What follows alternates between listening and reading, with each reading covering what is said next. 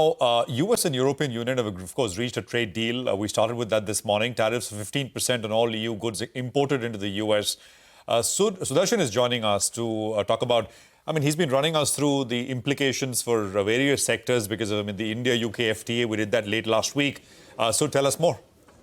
Good morning, Prashant. So over the weekend, we have heard from US President Donald Trump as well as European Union President about both the US and EU have reached to an agreement for the trade deal, and that would be a relief to almost $50 billion exports of cars that EU does to the US. And now the tariff rate would be 15% for EU exports. That would be lower than 20% that Trump had initially proposed. And it would be lower than his threats of trade tariff in the range of 25 to 30%.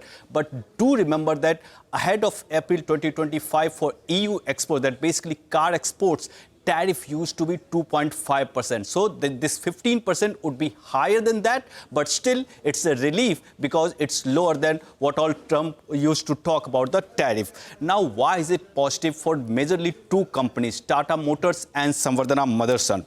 So first, US accounts for almost 30% of total JLR's global volume, and JLR accounts for 70%, almost 70% of Tata Motors' revenue and almost 80% of its profit.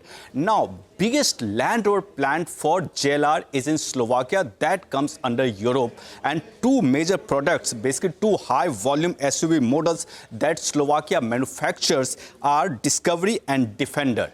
So now these are high-value products and basically high ASP products, so it would be a relief. And JLR, because of this tariff, had reduced its EBIT margin guidance for FY26 to 5 to 7% versus its earlier target of 10%. So we'll have to see after this certainty, at least for now related to tariff, if JLR again increases its guidance. Now, second stock is Samvardhana Motherson. It would be indirectly benefiting because it's one of the leading auto component manufacturers to global automobiles, especially in Europe, and those companies export to US. So for Samvardhana Motherson, 40% of the US revenue that company gets is tied to EU exposure. Now 15% tariff cap versus earlier higher levels at least reduces potential margin expansion. So as per the JP Morgan estimate, JP Morgan had expected 5 to 10% EPS hit if tariff of 20% or more than that had sustained for EU. So basically, because of these factors, it would be majorly positive for both these stocks. Absolutely, and thanks for putting that on the radar, Sud.